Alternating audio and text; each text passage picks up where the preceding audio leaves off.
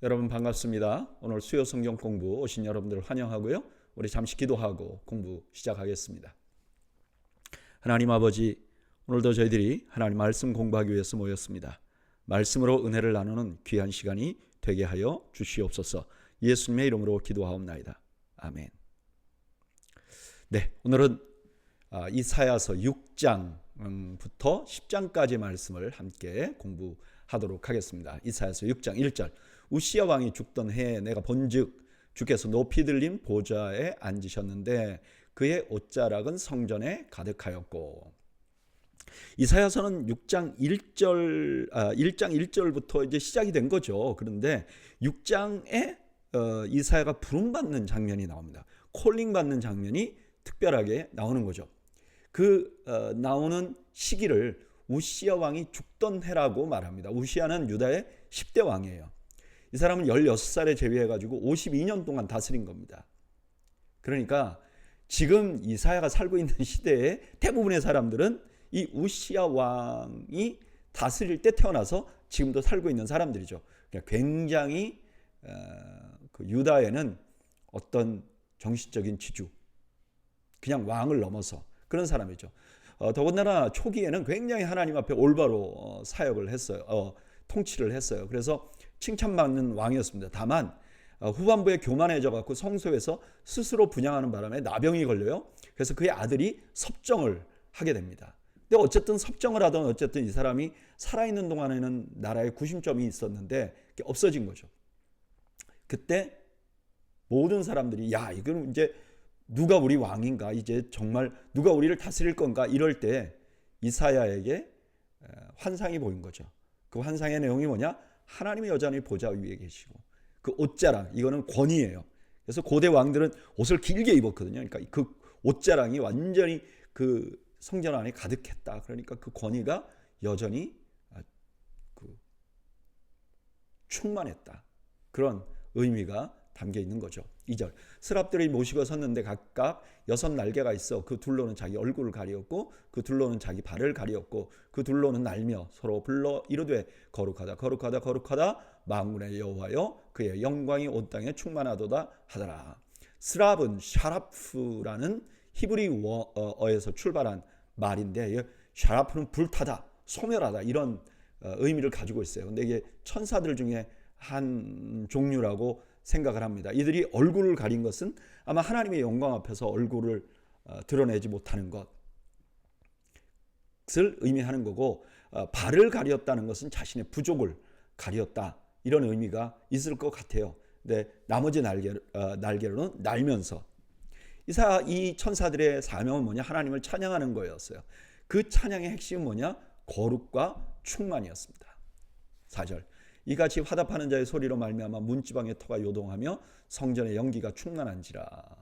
그때 내가 말하되 화로다 나여 망하게 되었도다. 나는 입술이 부정한 사람이요 나는 입술이 부정한 백성 중에 거주하면서 만군의 여호와이신 왕을 배웠음이로다 하였더라. 이제 그 하나님의 말씀을 보았을 때 이사야의 반응이 뭐냐? 화로다 나여 망하게 되었다. 왜냐? 입술이 부정하기 때문에.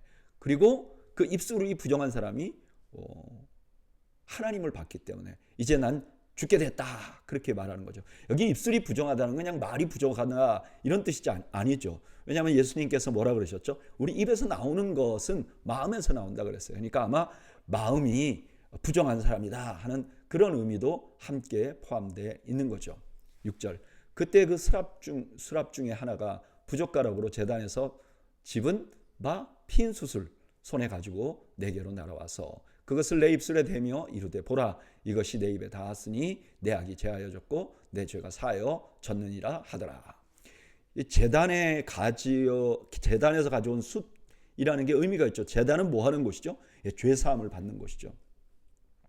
바로 거기서 숯을 가져왔다는 거예요. 아마 이 숯이라는 말이 타다 남은 거 그런 것보다는 그렇게 태우기 위해서 돌 같은 것들이 있었을 것 같아요. 그래서 그 제단에 있는 돌, 뭐 그런 것들 중에 하나를 가지고 입술에 댔어요. 그랬더니 부정한 것이 사하여졌어요.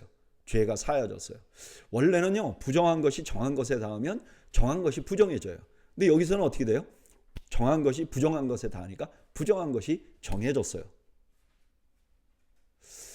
이게 예수님께서 보여주신 모습이죠. 예수님께서 부정한 자, 나병 환자들, 그 다음에 죄인들을 손에 대니까 그들의 죄가 사해진 것이죠.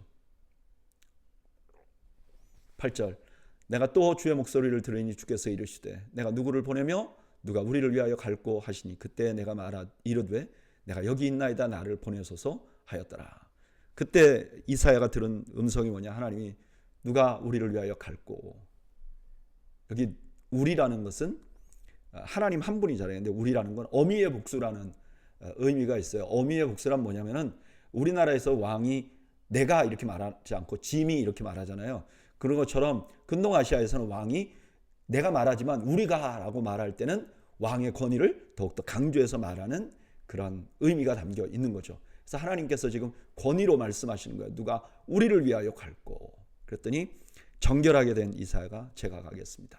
나를 보내소서. 구원받은 사람들에게 나타나는 현상이죠. 9절, 여호와께서 이르시되 가서 이 백성에게 이르기를 너희가 듣기는 들어도 깨닫지 못할 것이요 보기는 보아도 알지 못하리라 하여 이 백성의 마음을 둔하게 하여 그들의 귀가 막히고 그들의 눈이 감기게 하라. 염려하건대 그들이 눈으로 보고 귀로 듣고 깨달음으로 마음으로 깨닫고 다시 돌아와 고침을 받을까 하노라 하시기로. 이사야에게 주신 메시지가 뭐냐? 그 백성이 하나님의 말씀을 이해하지 못하게 할 것이라는 예언을 하라는 거예요. 다시 말하면 알지 못하게 만드는 예언을 하라는 뜻이 아니라 너희가 알지 못하게 될 것이라는 것을 예언하라는 거예요. 그 이유가 뭐냐? 너희들 반드시 심판을 받게 하려고 그런다라고 전하라는 거죠. 11절, 내가 이르되 주여 어느 때까지니까 하였더니 주께서 대답하시되 성읍들은 황폐하여 주민이 없으며 가옥들에는 사람이 없고 이 토지는 황폐하게 되며 여호와께서 사람들을 멀리 옮기셔서 이 땅 가운데 황폐한 곳이 많을 때까지니라. 그 중에 10분의 1이 아직 남아있을지라도 이것도 황폐하게 될 것이나 밤나무와 상수리 나무가 배임을 당하여도 그 그루터기는 남아있는 것 같이 거룩한 씨가 이 땅에 그루터기니라 하시더라. 언제까지 이렇게 모르게 해야 됩니까? 그랬더니 심판이 될 때까지 모르게 하라. 절망적이잖아요. 근데 13절에 보면 뭐라 그래요? 그렇게 심판이 철저할 거지만 그루터기는 남아있을 거야. 여기 그루터기는 아마 포로에서 귀환한 백성일 수도 있고 아주 궁극적으로는 우리 주님 예수 그리스도를 의미하는 것일 수 있겠죠. 오늘 본문은 이사야가 하나님 앞에서 부름을 받는 장면으로 시작됩니다. 우시아가 죽은 후에 유대는 아마 극도로 불안감이 있었을 거예요. 왜냐하면 오랫동안 나라를 다스리던 지도자가 없어졌기 때문이죠. 그런데 그런 시기에 하나님께서는 이사야에게 하나님의 보좌는 여전하다. 하나님 여전히 통치하고 계시다. 우시아같이 인간들은 다스리다가 병이 걸리기도 하고 죽기도 하지만 하나님은 여전히 건재하다. 그리고 그 이사야를 정결하게 해서 선지자로 파송하는 장면이 나옵니다. 근데 그 선지자의 첫 번째 메시지가 뭐냐? 너희가 하나님의 말씀을 이해하지 못하게 될 것이다. 그리고 너희는 하나님의 심판을 결국 받게 될 것이다. 피하지 못하게 될 것이다. 절망적인 말씀이죠. 그런데 마지막에 뭐라 그러냐? 그래도 조금 남겨둘 것이다. 이렇게 말씀하시는 거죠. 저는 이 장면을 묵상하면서 제일 마음에 남는 것이 이사야를 부르면서 제단에 스스로 정결하게 하는 장면이에요.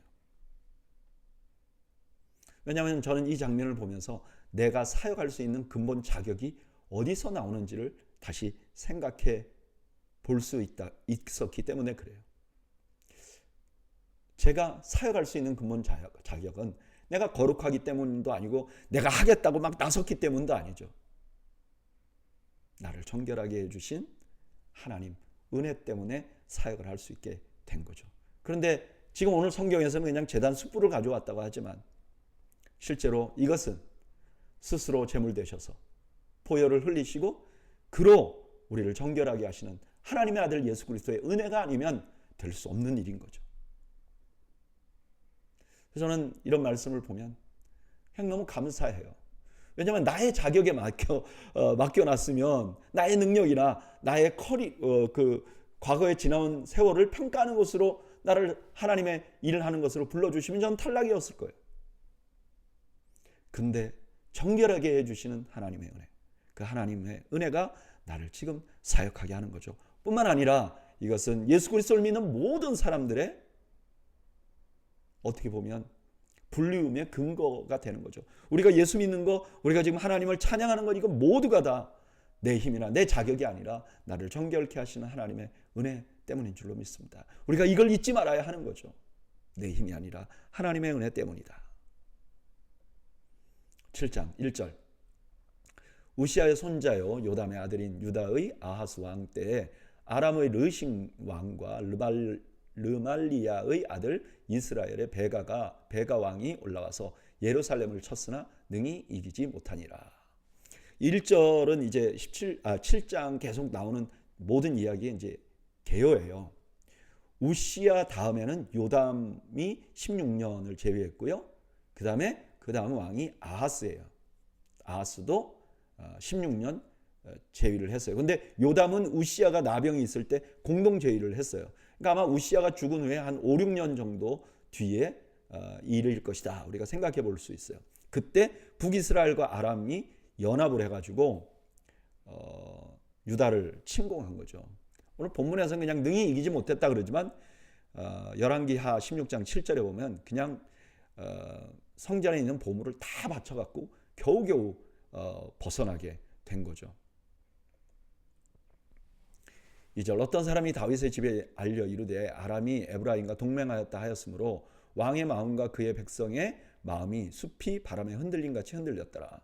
그때 여호와께서 이사야에게 이르시되 너와 내 아들 스알야숲은 윗못 수도 끝 세탁자의 밭 큰 길에 나아가서 아하스를 만나 그에게 이르기를 너는 상가며 조용하라. 르신과 아람 왕 르발리아의 아들이 심히 노할지라도 이들은 연기나는 두 부직갱이 그루터기에 불과하니 두려워하지 말며 낙심하지 말라. 아람과 북이스라엘, 그 유다의 바로 위쪽에 있는 그 두 나라가 연합했다는 소식을 들은 유다 왕은 너무너무 두려워했죠. 백성들도 두려워했고. 근데 그때 하나님께서 이사야에게 아들을 데리고 가서 아하스에게 두려워하지 말라. 아무것도 아니야 라고 말하라고 말씀합니다. 5절, 아람과 에브라임과 르말리아의 아들이 악한 꾀로 너를 대적하여 이르기를 우리가 올라가 유다를 쳐서 그것을 쓰러뜨리고 우리를 위하여 그것을 무너뜨리고 다부엘의 아들을 그 중에 세워 왕으로 삼자 하였으나 주 여호와의 말씀이 그 일은 서지 못하며 이루어지지 못하리라. 이 북이스라엘과 그 아람이 이제 남유다를 친 다음에 꼭두각시 하나를 세우겠다는 거예요. 그 사람 이름이 다부엘이에요. 다부엘이 누군지 몰라요. 그냥 여기 이름만 한번 나와요. 그런 계획을 세웠어요. 근데 하나님께서 그거 못 이룰 것이다 라고 말했어요.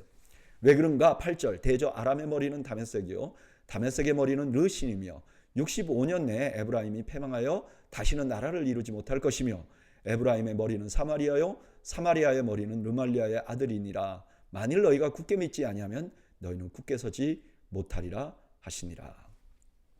이런 계획을 세운 자들이 누구냐는 거예요. 사람들이라는 거예요. 그리고 이들은 결국 65년 내에 망할 국가들이라는 거예요. 못 이룰 거는. 그들은 그냥 인간일 뿐이야. 계획은 세우지만 이루지 못해 라고 말씀하시는 거죠. 그리고 유다 사람들에게 너희가 꼭 이걸 믿어야 돼. 믿지 못하면 너희는 굳게 서지 못할 것이야 라고 경고를 하신 것이죠. 10절, 또 여호와께서 또 아하스에게 말씀하여 이르시되 너는 내 하나님 여호와께 한 징조를 구하되 깊은 데서든지 높은 데서든지 구하라 하시니 아하스가 이르되 나는 구하지 아니하겠나이다. 나는 여호와를 시험하지 아니하겠나이다 한지라. 이제 이게 믿어야 이게 가능하다는 거예요. 그러니까 믿게 해주려고 하나님께서 징조를 하나 구하라고 그래요. 그러면 너가 확실히 믿을 수 있도록 징조를 하나 보여주겠다. 근데 아하스는 징조를 안 구해요. 그래서 제가 하나님 시험하지 않겠습니다 라고 말해요. 근데 사실은 아하스가 진짜 하나님을 신실하게 믿어서가 아니라 아하스는 이미 아수르에게 도움을 청했어요. 그 두 나라보다 훨씬 더 강력한 나라에게 도와달라고 요청했어요. 그래서 하나님께 징조를 안구한 거죠. 아유 뭐 하나님이 우리를 도와주시겠어? 아수르가 최고지 이런 생각을 하고 있었던 거죠. 13절 이사야가 이르되 다윗의 집이여 원하건대 들을지어다. 너희가 사람을 괴롭히고서 그것을 작은 일로 여겨 또 나의 하나님을 괴롭히려 하느냐. 그러므로 주께서 친히 징조를 너희에게 주실 것이라. 보라 처녀가 잉태하여 아들을 낳을 것이요 그의 이름을 임마누엘이라 하리라. 여기 괴롭게 한다는 걸 뭐 이렇게 막 괴롭히다 이런 뜻이 아니라 인내를 시험하다 이런 뜻이 있어요. 네가 내 인내를 또 시험하냐? 내가 너 모를 줄 알아? 이렇게 말하는 거죠. 근데 하나님이 그냥 징계해 버리는 게 아니라 내가 친히 징조를 줄게. 그 징조가 뭐냐? 처녀가 잉태하여 아들을 낳을 것이다. 이 말씀을 마태가 예수님을 위해서 그대로 인용한 거예요. 이건 말이 안 되잖아요. 역사상 안 이루어진 거잖아요. 이거는 사실 예수님에 대한 말씀이다 라고 말씀하신 거죠. 그렇게 함으로 예수님이 이 땅에 오신 것은 하나님을 신뢰하지 않는 인간들을 위해 하나님이 구원하실 것이라는 것을 보여주는 징조인 것. 예수님을 보면 하나님이 우리를 반드시 구원하실 것이라는 것을 확신하게 만드는 징조인 것을 드러내고 있는 것이죠. 15절 그가 악을 버리며 선을 택할 줄 알 때가 되면 엉긴 젖과 꿀을 먹을 것이라. 대저 이 아이가 악을 버리며 선을 택할 줄 알기 전에 내가 미워하는 두 왕의 땅이 황폐하게 되리라. 여호와께서 에브라임이 유다를 떠날 때부터 당하여 보지 못한 날을 너와 내 백성과 내 아버지의 집에 임하게 하시리니 곧 아수르 왕이 오는 날이라. 아이가 태어나서 선악을 구별할 정도가 되면 지금 유다를 쳐들어온 아람과 북이스라엘은 망할 것이라고, 망하게 될 것이라고. 그리고 아수르가 유다에서 요청한 거잖아요. 아수르한테 저 두 분리들을 좀 처리해 주세요라고 말했잖아요. 근데 그가 다시 너를 쳐들어올 것이다. 이렇게 말했죠. 실제로 이 일은 그대로 이루어집니다. 아수르는 바로 아람을 정복해요. 그리고 북이스라엘을 정복해 갖고 왕을 축출해내버리고 호세라는 새로운 왕을 세웁니다. 그리고 급기야 남유다를 침공합니다. 불신앙의 대가죠. 하나님을 신뢰하지 않아서. 18절 그날에는 여호와께서 애굽 하수에서 먼 곳에 파리와 아수르 땅의 벌을 부르시리니 다 와서 거친 골짜기와 바위 틈과 가시나무 울타리와 모든 초장에 앉으리라.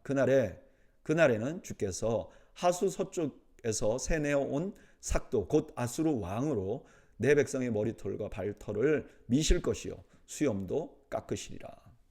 애굽과 그 뒤로 애굽과 아수르가 유다를 계속 침공해 올 것이라고 예언하세요. 그리고 아수르는 침공해 가지고 완전 유다에게 수치를 줄 것이다. 여기 털을 깎는다는 것은 정쟁에 패한 자들에게 수치를 주려는 행동이에요. 그들이 너희에게 수치를 주리라 라고 말하는 거죠. 21절 그날에는 사람이 한 어린 암소와 두 양을 기르리니 그것들이 내는 젖이 많으므로 엉긴 젖을 먹을 것이라. 그 땅 가운데 남아있는 자는 엉긴 젖과 꿀을 먹으리라. 이게 무슨 말이죠? 이게 무슨 뜻이냐면 농경사회에서 다시 유목사회로 돌아간다는 거예요. 너무나 많이 아시리아가 와서 파괴해버려가지고 이제는 집을 짓고 땅을 일구고 그걸 못하고 그냥 들판에서 그냥 자생적으로 그냥 살게 될 것이다. 유목을 할 것이다. 그리고 사람이 너무 많이 죽어가지고 어린 암소와 두 양만으로도 먹을 것이 충분하게 될 것이다. 23절 그날에는 천그루의 은 1000개의 가치가 있는 포도나무가 있던 곳마다 찔레와 가시가 날 것이라. 온 땅에 찔레와 가시가 있으므로 화살과 활을 가지고 그리로 갈 것이요 보습으로 갈던 모든 산에도 찔레와 가시 때문에 두려워서 그리로 가지 못할 것이요 그 땅은 소를 풀어놓으며 양이 밟는 곳이 되리라. 이제 황폐하게 돼서 아주 귀한 포도나무가 있던데 그냥 가시와 찔레가 가득할 것이다. 이렇게 황폐해서 농사 짓기는 어렵고 그냥 사냥이나 할 수 있는 땅이 될 것이다 라고 말하는 거죠. 오늘 본문은 북이스라엘과 아람이 연합해서 남유다를 침략해오는 상황이 배경이 됩니다. 남유다의 왕과 백성은 너무너무 두려워해요. 그래서 이렇게 두려워하는 그들을 위해서 하나님께서는 이사야를 보내요. 그리고 그들이 유다는 이기지 못할 것이다 라고 구원의 소식을 전해줍니다. 그리고 왕에게 내가 이거 확실히 이루어 줄 것을 너희가 믿기 어렵지. 그런데 네가 징조를 구해. 그럼 내가 이 징조를 보여주면 너희가 확실히 믿을 수 있게 해줄게. 그렇게 말하는데 왕은 징조를 구합니다. 구하지 않습니다. 왜 구하지 않느냐? 하나님을 시험하는 거 안 되기 때문에 그렇다고 말합니다. 근데 사실은 그것 때문이 아니라 아수르에게 도움을 청했기 때문이에요. 그런데 이렇게 자신을 불신하는 유다를 위해서 하나님께서는 친히 징조를 보여주세요. 그 징조가 뭐냐? 임마누엘의 예언이에요. 그리고 결국 아람과 이스라엘은 망하게 될 것이에요. 또한 하나님을 신뢰하지 못한 유다도 심판을 받을 것이에요. 이게 이 7장 전체의 내용입니다. 저는 이 말씀을 묵상하면서 하나님 앞에 그럴듯하게 말하지만 결국은 하나님보다 아수르를 신뢰하고 있는 아하스와 그럼에도 불구하고 스스로 징조를 보여주신 하나님의 신실함이 딱 비교가 돼서 보이는 거예요. 왜 그런가? 사실 이런 삶이 저에게도 너무너무 많았기 때문에 그래요.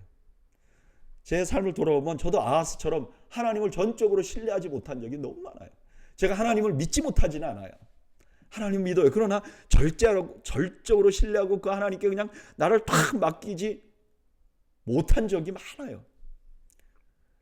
그러면 이미 끝났어야 되잖아요. 근데 아이러니하게도 이렇게 믿음이 없는 저를 하나님께서는 신실하게 살펴주셨어요.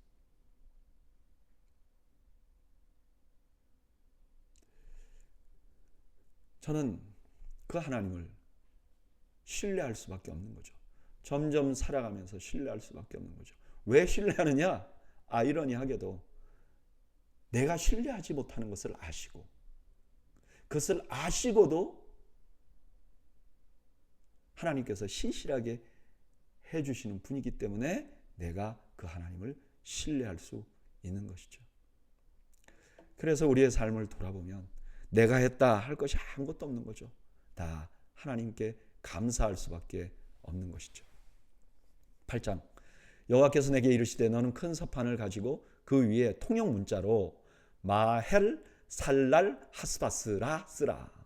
내가 진실한 증인 제사장 우리야와 여벨의 기야의 아들 스가랴를 불러 증언하게 하리라 하시더니, 이번에 하나님께서는 이사야에게 마헬 살랄 하스바스라고 쓰라고 합니다. 이 의미가 뭐냐? 노략이 빨리 온다는 거예요. 노략자들이.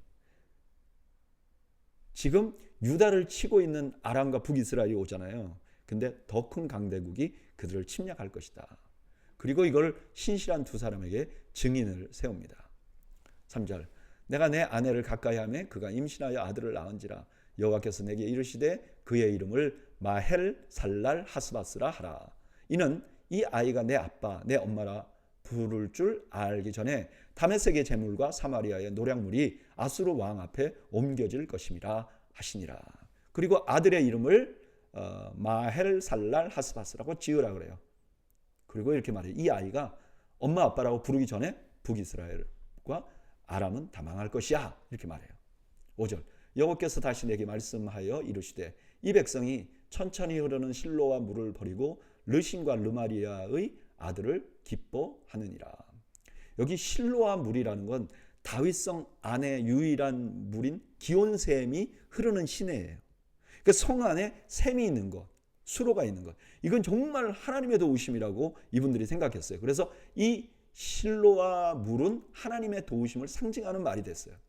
그리고 여기 르신은 아람의 마지막 왕이고 르말리아의 아들은 북이스라엘의 18대 왕, 그러니까 베가를 의미하는 거예요. 근데 유다 사람들이 그들을 더 기뻐했다. 이 말은 그들에게 압도당했다 이런 뜻이에요. 그러니까 하나님, 신실하신 하나님을 경외하기를, 신뢰하기를 버리고 북쪽에 있는 두 왕을 두려워하고 있다는 것을 지적하는 말씀이죠.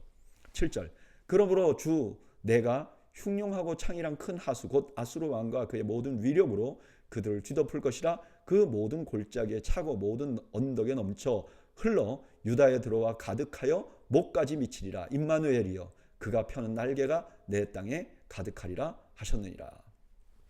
아수르 왕이 홍수 같은 물로 그들을 징계하겠다고 하는 거예요. 그런데 하나님께서 유다는 하나님의 날개로 지켜줄 것이다 라고 말씀하는 거죠. 9절 너희 민족들아 함성을 질러보아라. 그러나 끝내 패망하리라. 너희 먼 나라 백성들아 들을지어다. 너희 허리를 동이라. 그러나 끝내 패망하리라. 너희 허리에 띠를 띠라. 그러나 끝내 패망하리라. 너희는 함께 계획하라. 그러나 끝내 이루지 못하리라. 말을 해보아라. 끝내 시행되지 못하리라. 이는 하나님이 우리와 함께 계심이니라. 임마누엘 하나님이 함께 계시니까 유다를 치는 어떤 민족이든 성공할 수 없을 것이라는 거예요. 11절 여호와께서 강한 손으로 내게 알려주시며 이 백성의 길로 가지 말라 할 것을 내게 깨우쳐 이르시되 이 백성이 반역자가 있다고 말하여도 너희는 그 모든 말을 따라 반역자가 있다고 하지 말며 그들이 두려워하는 것을 너희는 두려워하지 말며 놀라지 말고 만군의 여호와 그를 너희가 거룩하다 하고 그를 너희가 두려워하며 무서워할 자로 삼으라. 당시 백성들이 이제 아수르가 쳐들어온 것 때문에 두려워했어요. 그래서 어떤 사람들은 와, 이미 우리 성 안에 반역자가 있어. 그래서 우리는 곧 망하게 될 것이야. 그럴 때 이사야에게 말하는 거야. 그들의 소리를 듣지 말라. 너희는 오직 하나님만 두려워하라. 14절 왜? 그가 성소가 되시리라. 그러나 이스라엘의 두 집에는 걸림돌과 걸려 넘어지는 반석이 되실 것이며 예루살렘 주민에게는 함정과 올무가 되시리니 많은 사람들이 그로 말미암아 걸려 넘어질 것이며 부러질 것이며 덫에 걸려 잡힐 것이니라. 하나님을 믿고 순종하는 자들에게는 하나님이 성소가 될 거예요.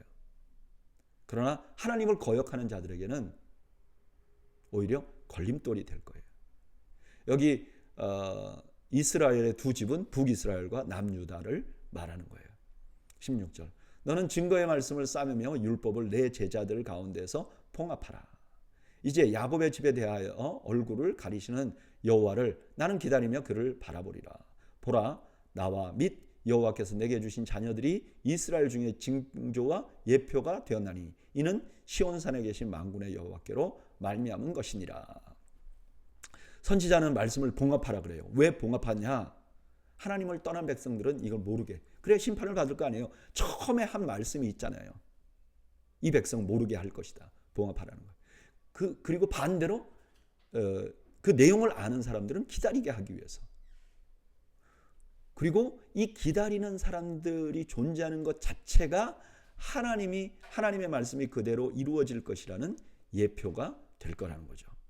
19절 어떤 사람이 너에게 말하기를 주절거리며 속살거리는 신접한 자와 말술사에게 물으라 하거든 백성이 자기 하나님께 구할 것이 아니냐 산자를 위하여 죽은 자에게 구하겠느냐 하라.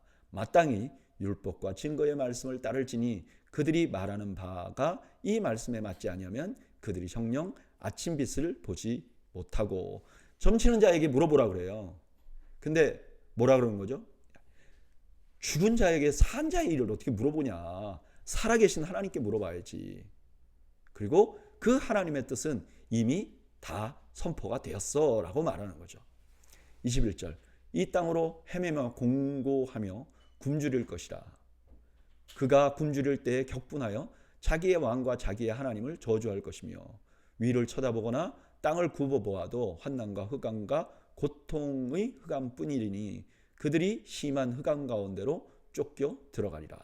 말씀에 맞지 않는 예언을 하는 자들은 결국 자신들도 고통을 겪을 것이라고 말씀하시는 거죠. 오늘 본문은 아람과 북이스라엘 연합군이 쳐들어와서 두려워하고 있는 유다 백성들에게 주는 메시지입니다. 먼저 그들은 이사야의 아들이 말을 하기도 전에 아수르에게 망할 것이라고 말씀하세요. 별거 아니야. 그들을 두려워할 필요가 없어. 그리고 그 아수르는 하나님의 은혜를 만족해 하지 않는 유다에게도 침입할 것이에요.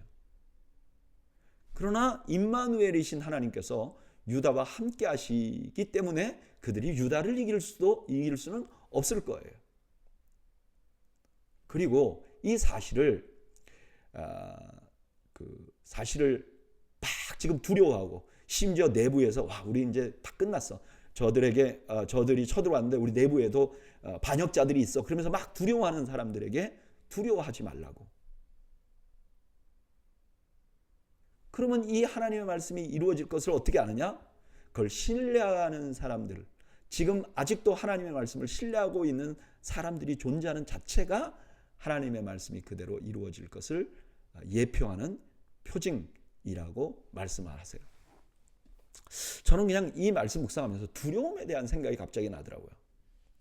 여러분, 두려움은 보통 상황에 의해서 우리 마음에 와요. 두려움은 마음에 있죠. 근데 이 두려움의 시작은 상황에 의해서 오는 거예요. 그런데 오늘 말씀을 보니까 그 상황에서 아주 중요한 요소를 보지 못할 때 두려움이 생긴다는 생각이 들었어요. 그건 뭐냐면은 지금 상황이 있잖아요. 적들이 쳐들어오잖아요. 두 나라가. 이건 상황이에요. 이것만 보면 두려움이 생길 수밖에 없어요. 마음에. 근데 거기에 어떤 또 하나 팩트가 있냐면은 하나님이 존재하시고 그 하나님이 우리와 함께 하신다는 거예요.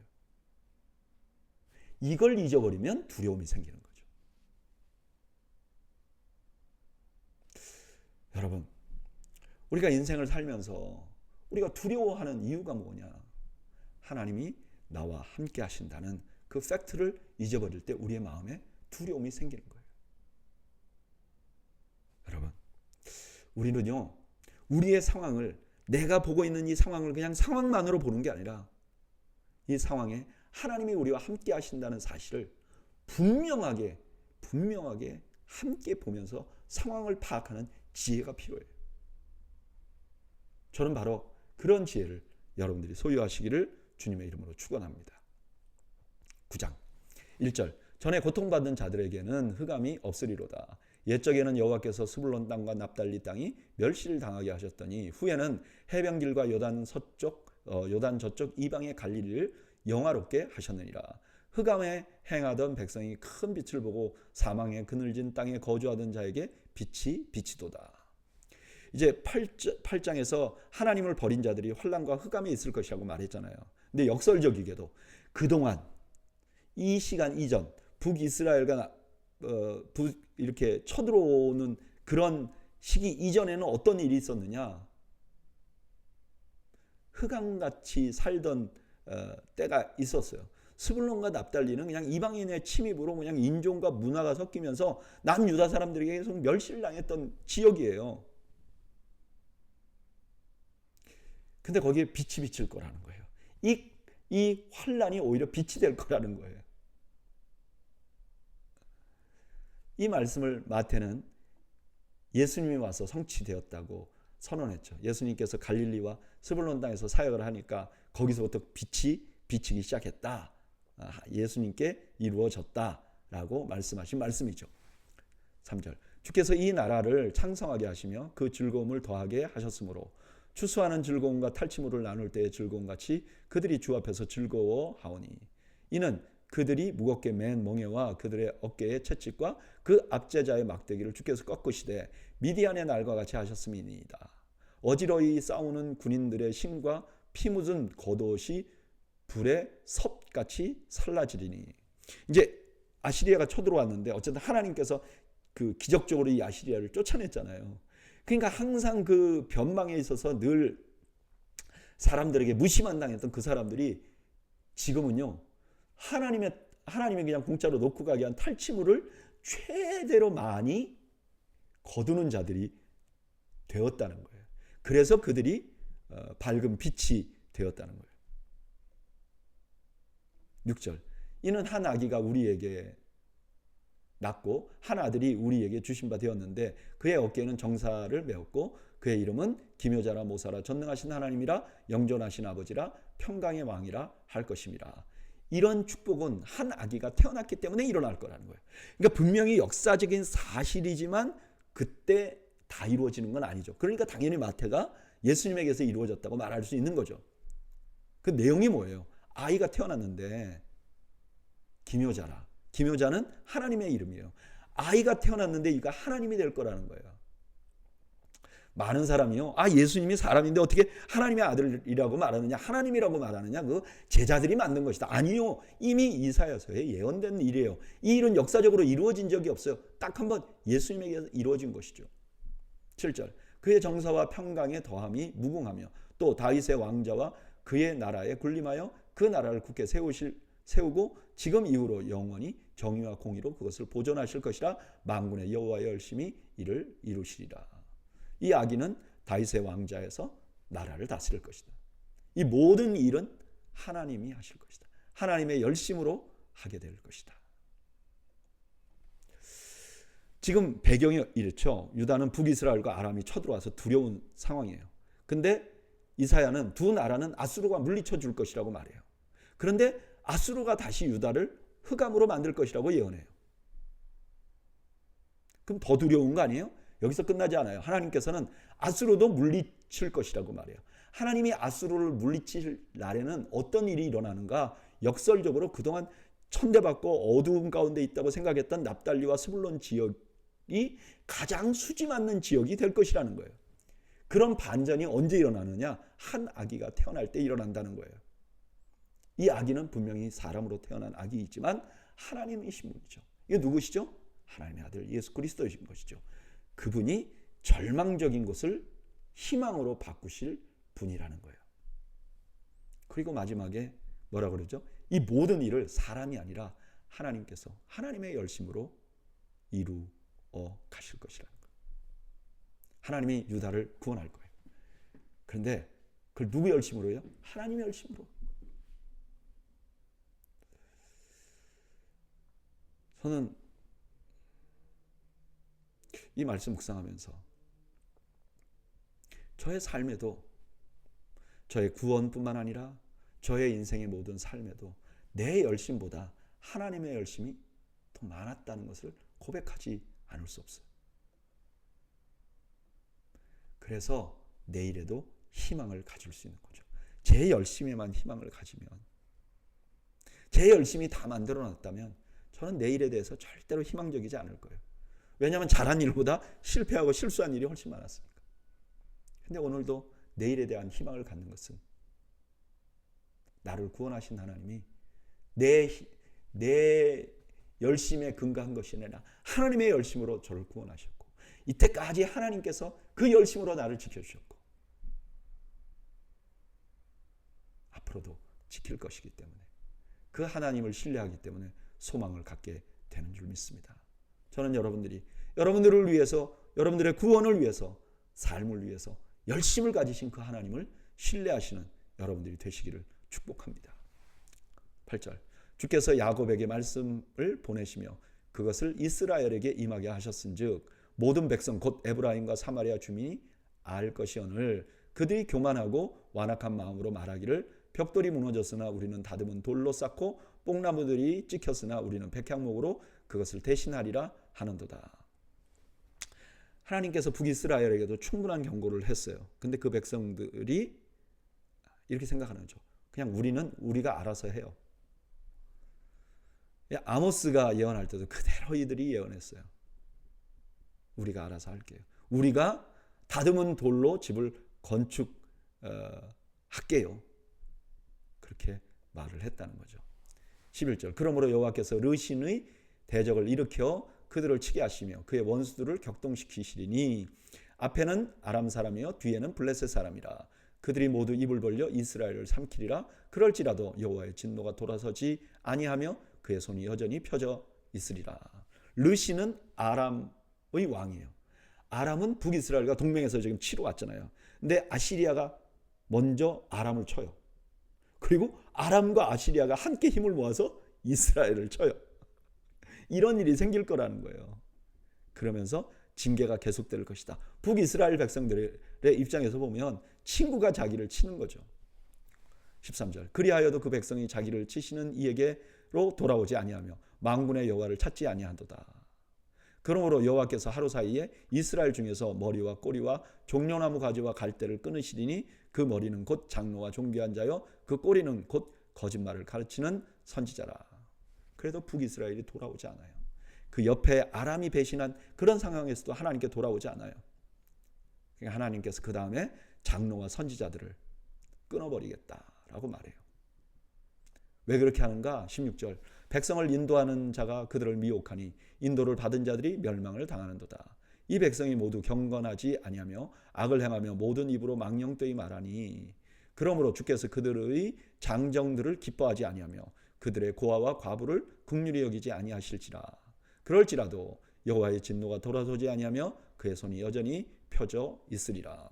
왜 지도자들을 징계했는가? 그들이 백성을 멸망으로 인도했기 때문에. 그리고 그 인도한 것이 얼마나 효과적이냐? 사회적인 약자들도 그대로 따라한다. 자기보다 더 약자를 괴롭히고. 그래서 하나님의 용서를 받을 수 없는 상황에 이르게 됐다는 거죠. 18절. 대저 악행은 불타오르는 것 같으니 곧 찔레와 가시를 삼키며 빽빽한 수풀을 살라 연기가 위로 올라가게 함과 같은 것이라. 만군의 여호와의 진노로 말미암아 이 땅이 불타리니 백성은 불의 섭과 같을 것이라. 사람이 자기의 형제를 아끼지 아니하며. 그 악이 막 불타오르는 것 같아요. 근데 여기서 그 불타오르는 것을 하나님의 진노의 불로 치환합니다. 싹 돌려요. 그러면서 불타오를 것이다 너희가. 다 망했다는 얘기죠. 악이 불타오르니까 그것이 그들을 불태워버린 거죠. 20절. 오른쪽으로 움켜질지라도 줄이고 왼쪽으로 먹을지라도 배부르지 못하며 각각 자기 팔의 고기를 먹을 것이며 므낫세는 에브라임을 에브라임은 므낫세를 먹을 것이요 또 그들이 합하여 유다를 치리라. 그럴지라도 여호와의 진노가 돌아서지 아니하며 그의 손이 여전히 펴져 있으리라. 탐욕이 채워지지 않을 것이라는 거예요. 그리고 공동체가 서로 반목하게 될 것이라는 거예요. 10장 1절. 불의한 법령을 만들며 불의한 말을 기록하며 가난한 자를 불공평하게 판결하며 가난한 내 백성의 권리를 박탈하며 과부에게 토색하고 고아의 것을 약탈하는 자는 화 있을진저. 벌하시는 날과 멀리서 오는 환난 때에 너희가 어떻게 하려느냐. 누구에게로 도망하여 도움을 구하겠으며 너희의 영화를 어느 곳에 두려 하느냐. 포로된 자 아래에 굽으리며 죽임을 당한 자 아래 엎드려질 따름이니라. 그럴지라도 여호와의 진노가 돌아서지 아니하며 그의 손이 여전히 펴져 있으리라. 결국 북이스라엘은 아수르에게 침략을 당하고 누구도 도와주지 않을 것이라 하는 말씀입니다. 오늘 본문은 하나님의 경고에도 불구하고 여전히 죄를 짓고 있는 북이스라엘에게 주는 말씀으로 시작합니다. 먼저 하나님께서는 그들 주변에 있는 국가들로 북이스라엘을 치게 합니다. 근데 이런 상황에도 그들은 회개하지 않아요. 특히 백성들은요, 지도자들은 백성을 계속 잘못된 길로 인도합니다. 그러니까 백성들까지 악하게 되는 거예요. 이 악함이 타올라서 그 사회를 다 삼키게 됩니다. 거기서 끝나는 게 아니라 그들이 내분이 일어나고요. 또 유다와 전쟁을 하게 됩니다. 이 모든 일이 하나님께서 그들을 손을 들어 징계하시기 때문에 일어난 일이라고 말씀합니다. 저는 이 말씀 묵상하면서 아주 특이한 점을 발견합니다. 뭐냐면은 그들은 자신의 행동의 결과로 고통을 겪어요. 그러니까 이들이 막 악을 행했잖아요. 그 악한 행위의 결과로 사회가 망가지고 그것 때문에 적이 쳐들어왔을 때 제대로 대처를 못하고 망해요. 근데 그 망한 것을 하나님이 뭐라고 말하냐면 징계라고 말하는 거예요. 그러니까 하나님의 징계라는 것이 우리가 잘못했는데 하나님이 어떤 물리적인 가지고 징계를 하는 경우도 물론 있어요. 근데 많은 경우 자업자득인 경우가 많다는 거예요. 자업자득인 경우가. 내가 다른 사람에게 친절하지 않게 돼요. 그 사람이 나를 친절하지 않게 돼요. 자업자득이죠. 이런 경우가 많다는 거예요. 우리가 하나님께 징계를 받는 경우에 이런 경우가 아닌 것도 물론 있죠. 그러나 이런 경우도 많이 있다는 거예요. 그래서 저는 이런 말씀 묵상하면서 우리가 늘 삼가 조심해야 하겠다. 빌립보서 2장 12절에 이렇게 그러므로 나의 사랑하는 자들아 너희가 나 있을 때뿐 아니라 더욱 지금 나 없을 때에도 항상 복종하여 두렵고 떨림으로 너희 구원을 이루라. 우리가 두렵고 떨림으로 우리 인생을 살아야 하는 이유는 공평하신 하나님, 공의로우신 하나님께서 지금도 세상을 여전히 공의로 다스리고 계세요. 그래서 많은 경우 내가 이 땅에 살면서 조심하지 않으면 내가 뿌린 씨앗을 내가 거두는 경우가 많이 있다는 거예요. 그래서 우리는 두렵고 떨림으로 조심해야 한다는 거죠. 여러분, 그리스도인은 은혜로 삽니다. 맞아요, 은혜로 살아요. 그러나 그렇게 은혜로 사는 중에도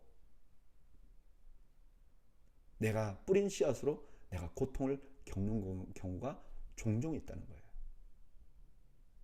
우리는 이걸 잊지 않고 살아가는 지혜를 소유하시기를 주님의 이름으로 축원합니다.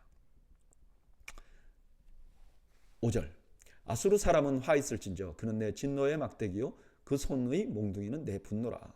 내가 그를 보내어 경건하지 아니한 나라를 치게 하며 내가 그에게 명령하여 나를 노하게 한 백성을 쳐서 탈취하며 노략하게 하며 또 그들을 길거리에 진흙같이 짓밟게 하려 하거니와. 그의 뜻은 이같이 아니하며 그의 마음의 생각도 이같이 아니하고 다만 그의 마음은 허다한 나라를 파괴하며 멸절하려 하는도다. 이번에는 이제 아수르에 대한 얘기를 해요. 아수르는 하나님께서 북이스라엘을 징계하기 위해서 사용한 몽둥이죠. 또 남유다 입장에서는 자기들이 이렇게 불러온 용병 같은 자들이에요. 그러니까 아수르는 어떤 도구 같은 역할인 거죠. 근데 아수르는 자기에 대해서 그렇게 생각하지 않는 거예요. 아, 나는 힘 있는 자야. 그래서 다른 나라를 파괴하는데 집중하고 있는 거죠. 8절, 그가 이르기를 내 고관들은 다 왕들이 아니냐. 갈로는 갈그미스와 같지 아니하며 하맛은 아르박과 같지 아니하며 사마리아는 다메섹과 같지 아니하냐. 내 손이 이미 우상을 섬기는 나라들에 미쳤나니 그들이 조각한 신상들이 예루살렘과 사마리아의 신상들보다 뛰어나느니라. 내가 사마리아와 그의 우상들에게 행한 같이 예루살렘과 그의 우상들에게 행하지 못하겠느냐 하는도다.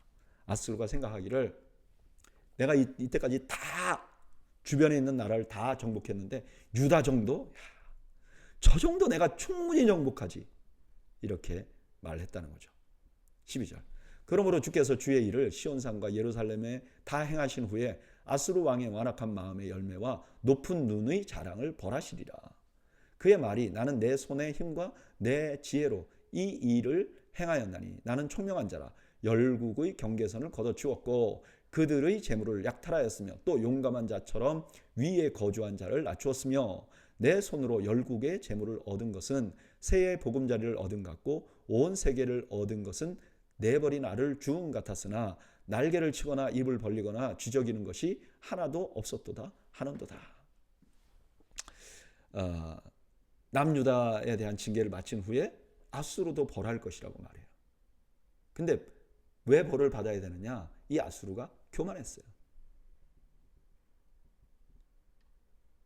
그것 때문에 지금 징계를 받는다는 거죠. 15절, 도끼가 어찌 찍는 자에게 스스로 자랑하겠으며 톱이 어찌 켜는 자에게 스스로 큰 체하겠느냐. 이는 막대기가 자기를 드는 자를 움직이려 하며 몽둥이가 나무 아닌 사람을 들려 함과 같음이로다. 그러므로 주 만군의 여호와께서 살찐 자를 파리하게 하시며 그의 영화 아래 불이 붙는 것 같이 맹렬히 타게 하실 것이라. 다시 한번 아수르가 도구에 불과한데 저렇게 교만한 건 말이 안 된다라고 말하면서 하나님께서 한번 시작하시면 그렇게 강력해 보이는 너희도 파리하게 될 것이다. 그리고 맹렬히 타게 될 것이다. 17절, 이스라엘의 빛은 불이 되고 그의 거룩하신 이는 불꽃이 되실 것이니라. 하루 사이에 그의 가시와 찔레가 소멸되며 그의 숲과 기름진 밭의 영광이 전부 소멸되리니 병자가 점점 쇠약하여 감 같을 것이라.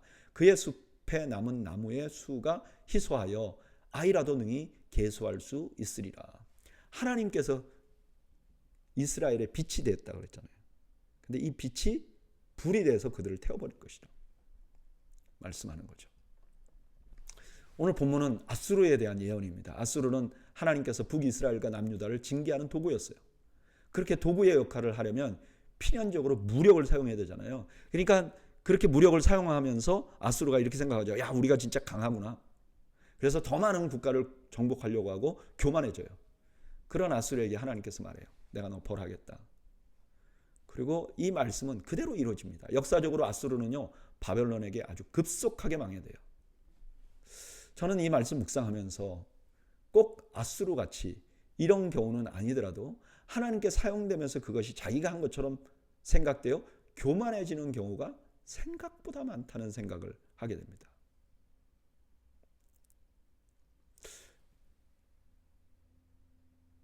뭔가 돈이 많이 번 사람들 있잖아요. 그럼 자기가 좀 뭔가 능력이 있어서 유능해서, 그래서 돈을 많이 못 버는 사람들을 보면서 저 사람 왜 나보만큼 유능하지 않지? 이렇게 생각한다고. 목사님들도요, 큰 교회 목회를 하면 작은 교회 목사님들을 존중하기보다는 좀 가리키려고 하는 그런 느낌이 많아요. 근데 오늘 본문에 뭐라 그러죠? 내가 했다고 하는 순간 나는 하나님께 벌을 받아야 될 대상이 되는 거예요. 여러분 기억하세요. 그게 공부든, 그게 사업이든, 그게 건강이든, 그게 명예든, 내가 했다고 하는 순간에 나는 벌을 받을 대상이 되는 거예요.